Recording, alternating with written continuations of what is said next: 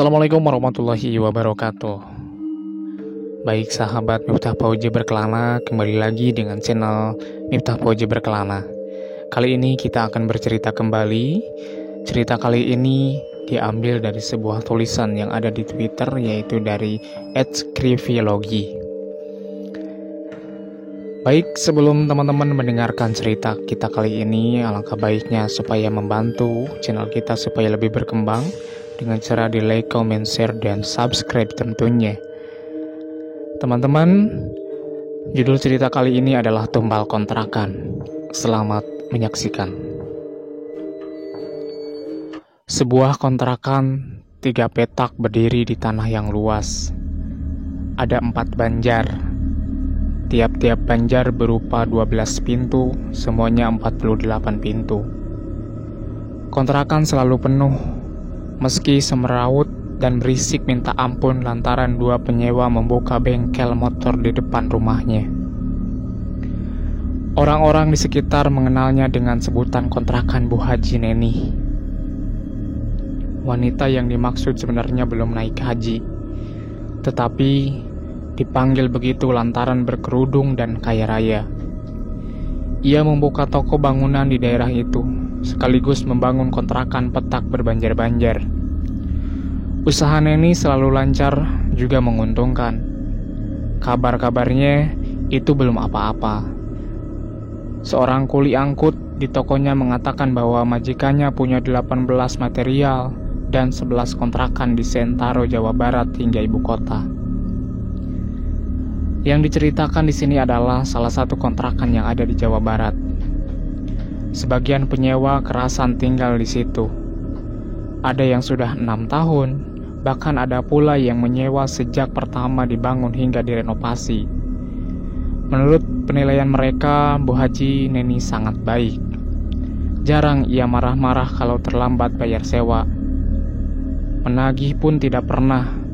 Paling apes kalau pembayaran molor sampai 6 bulan. Penyewanya akan diusir baik-baik, dan itu baru sekali terjadi dalam 11 tahun. Selain toleransi soal telat bayar, Neni juga suka memberi. Saban musim kurban, setiap penghuni dikirimi daging sapi. Ia senang mengirim nasi berkat selamatan. Kalau dihitung-hitung, dalam setahun ia bisa mengirim makanan sampai 5 kali. Dengan semua kebaikan itu, maka tidak ada celah yang dapat terlihat, kecuali setelah seorang wanita pendatang membeli sebuah rumah di seberang kontrakan tersebut. Wanita pendatang itu luwes dengan pergaulan. Namanya Hikmah. Bekerja sebagai guru, suaminya pun guru musik. Kalau pulang mengajar, Hikmah membuka les bahasa Inggris untuk anak-anak. Ikut tes itu gratis. Singkat saja, banyak anak-anak SD sampai SMP datang ke rumahnya untuk belajar. Dengan sendirinya, Hikmah disenangi warga, tanpa kecuali para penghuni kontrakan Bu Haji Neni. Suatu waktu, Hikmah mendengar lelayu yang rupanya dari kontrakan Neni. Ia pun datang takziah. Yang meninggal adalah pemilik salah satu bengkel rumahnya. Kepala keluarga bernama Tagor. Anaknya 2 dan mereka semua rajin ikut les bahasa Inggris. Istri Tagor jelas amat bersedih. Katanya, suaminya masih sehat-sehat saja kemarin sore. Ia percaya itu disebabkan angin duduk. Kematian Tagor memunculkan firasat buruk dalam benak Hikmah. Hal itu ia sampainya pada suami di rumah. "Aku melihat banyak kematian di rumah kontrakan itu," ucapnya prihatin. Yandi, suami Hikmah, tak berkomentar apapun, tetapi hatinya cenderung membenarkan perkataan sang istri. Lelaki itu telah mengenal Hikmah 30 tahun lamanya, dan bukan sekali ia berpirasat sekaligus pirasatnya benar. Hikmah memang wanita unik, dapat melihat yang bersembunyi bagi pandangan orang lain. Penglihatan yang sesungguhnya adalah firasat, batinnya sangat tajam dan berbahaya. Maka Yandi sungguh tak berkomentar. Namun demikian Nikmah mengajaknya bicara. Ujarnya, "Tiap tahun ada satu kematian di balik pintu-pintu itu. Mendadak saja, sukar diterangkan penyebabnya. Ataukah penyebabnya angin duduk, serangan jantung?" Yandi berpura-pura ragu. "Tadi sore aku datang ke materialnya membeli kertas amplas. Aku merasa sangat buruk setelah melihat wanita itu." Yandi mengkritik. "Kenapa bukan membeli mata, Bor? Aku butuh itu. Kertas pasir kita punya banyak." "Aku serius. Bagaimana caranya memberitahu mereka?" Yandi mengerti kalau istrinya harus segera dijinakkan supaya tidak melewati batas. Maka ia pelankan suaranya. "Dik, enggak semua hal dalam batinmu harus dibicarakan pada orang lain. Bisa jadi itu malah menyusahkanmu. Kita baru saja pindah di sini. Bahkan rumah ini kita beli. Bukan kontrak yang bisa pindah kapanpun kalau enggak kerasan. Lagi pula kita belum mengukur seperti apa lingkungan kita." "Aku ngerti, Mas. Aku pun enggak mau terburu-buru." "Sebaiknya kamu pura-pura enggak punya firasat apapun, Dik. Kita berdua hampir pensiun. Ini kan yang kamu mau? Rumah di sebelah Jakarta, ada kebun dengan tanaman-tanaman dan unggas. Juga angsa-angsa yang galak." Nikmah memotongnya. "Ya, dan kita masih bisa mengajar di rumah sesudah pensiun. Mari fokus pada keinginan kita itu saja." Untuk malam itu, Nikmah dapat dikendalikan. Lain waktu belum tentu, dan itu menjadi kenyataan. Tanpa sepengetahuan suami, mulut Nikmah ujung-ujung sudah sampai di telinga salah satu warga kontrakan Neni. Pendengarnya yaitu Bu Haji Mayang-Mayang, yang ini kebetulan sudah pergi haji walau masih ngontrak. Nikmah bercerita saat membeli pempek di akhir pekan, dan ia bertemu tetangganya di situ. Bagai disambar kilat, Mayang ketika mendengarkan Nikmah bicara, sebab semua yang ia ucapkan tidak ada yang meleset. "Gimana, Bu Nikmah? Bisa tahu sudah ada 18 warga di situ meninggal?" cecar Mayang. "Ibu tahu juga?" Nikmah balik bertanya. "Saya ingat semua, tapi Bu, wallahi saya nggak pernah kalau itu terjadi persis setiap tahun. Dari mana Ibu tahu?" Saya cuma dapat informasi," tepisnya berbohong. "Memang Bu. Bu Mayang sudah lama di situ. Saya ini penghuni pertama yang paling lama. Dari saya belum naik haji sampai sudah 3 kali. Bu Mayang naik haji 3 kali? Takjub Nikmah. Mayang senyum-senyum malu, lalu berbisik. "Suami saya langganan PPIH Nebeng." "Oh, orang Kemenag." Nikmah pun maklum. "Omong-omong, berarti itu benar ya yang tadi itu?" "Wallahi benar, Bu. Saya sih nggak ingat lagi nama-nama penghuni yang meninggal. Tapi saya ingat itu terjadi setiap tahun. Meninggalnya mendadak dan dikontrakan itu?" semua persis yang Bu Nikmah bilang. Ih, kok saya jadi merinding ya Allah. Saya harus cerita sama Mas Huda. Nikmah buru-buru mencegat. Bu Haji, tolong, hal ini simpan untuk keluarga ibu saja ya. Mayang mengangguk, patuh dan menjamin bahwa ia adalah orang yang bisa menjaga rahasia. Hari berselisih pekan, lalu berganti bulan. Kematian Tagor montir motor telah menjadi masa lalu. Dengan manusiawi pula Bu Nikmah melupakan firasatnya. Penyewa kontrakan ini datang dan pergi.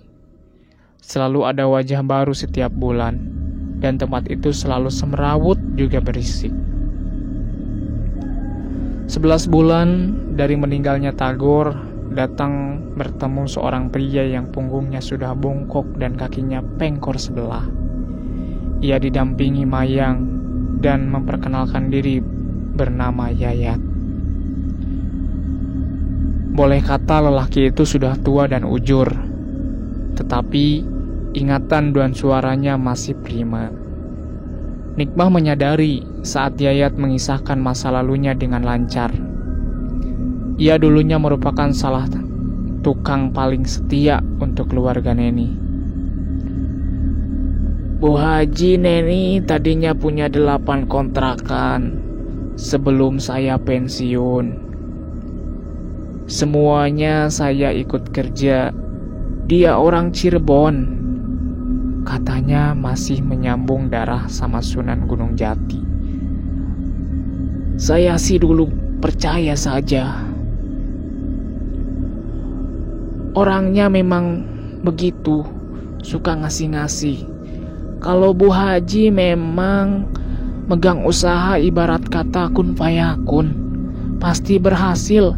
Hebat kan? Yayat tertawa lebar, memamerkan giginya yang sudah jarang. Sedangkan Nikmah dan Mayang hanya menunggu cerita yang lain. Subhanallah, orang itu baik banget sama saya. Saya nggak pernah mikirin sekolah anak, urusan dia pokoknya.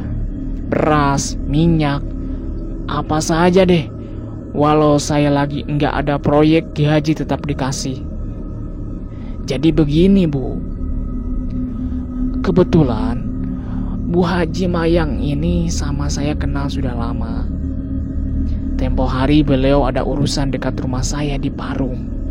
Terus beliau mampir. Langsung saja, ya Bu, saya terus terang kaget dengan cerita dari ibu. Nikmah hendak menyela lelaki itu, tetapi keburu dicegat. Kata Yayat, ini jangan salah sangka ya Bu. Bu Haji Mayang belum cerita ke siapapun, cuman ke saya saja. Dia juga cerita karena mungkin saya tahu masa lalu itu. Bagi Nikmah keadaan itu jadi tampak rumit. Tidak ada yang tahu apa maksud Yayat mendatangi malam itu. Namun Nikmah merasa tidak nyaman. Kalau sudah begini, ia baru ingat ucapan suaminya agar fokus saja pada kehidupan keluarga, bukan mencampuri urusan orang lain. Nikmah ingin jalan pintas segera sehingga ia menyela lagi. Ya Bapak, tahu bagaimana? Justru saya yang perlu bertanya. Ibu dapat informasi itu dari siapa?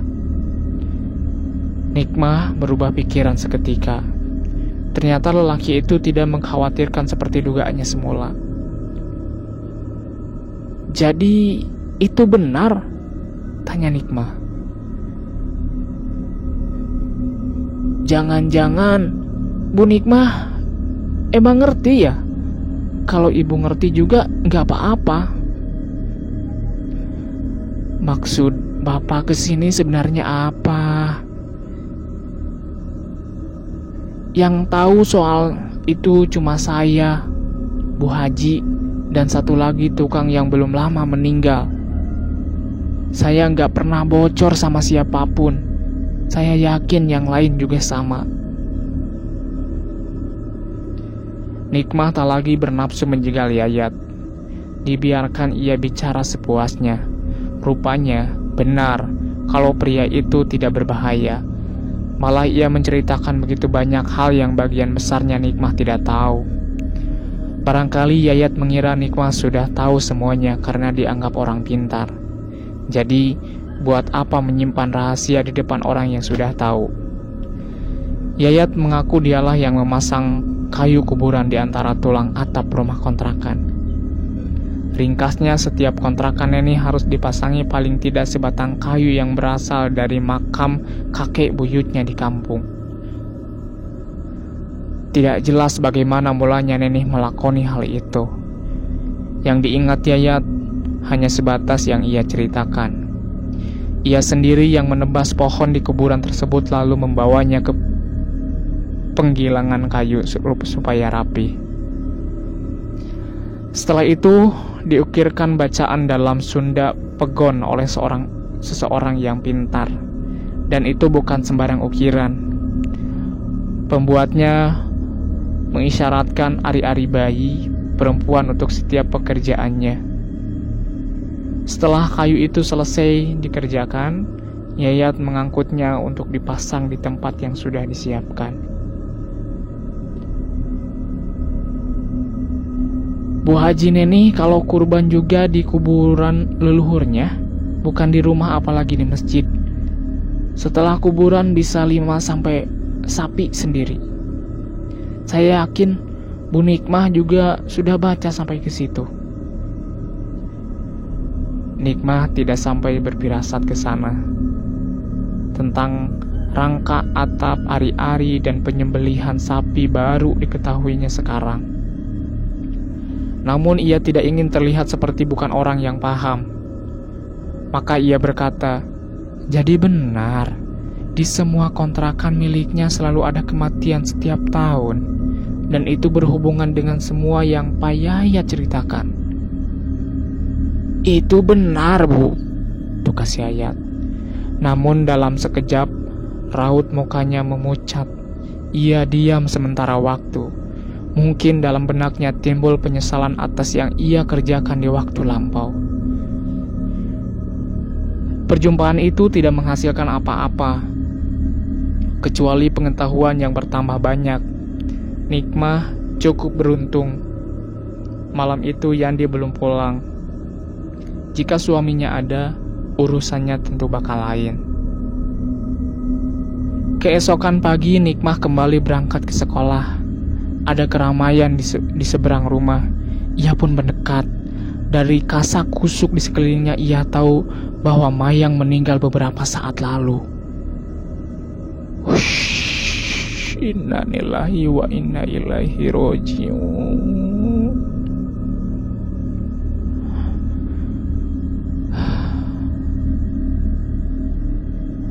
Demikianlah cerita kita kali ini, teman-teman. Mohon maaf apabila masih banyak kekurangan. Terima kasih telah mendengarkan cerita saya. Tetap support channel ini, teman-teman. Terima kasih, sampai jumpa di cerita-cerita berikutnya. Wassalamualaikum warahmatullahi wabarakatuh. Assalamualaikum warahmatullahi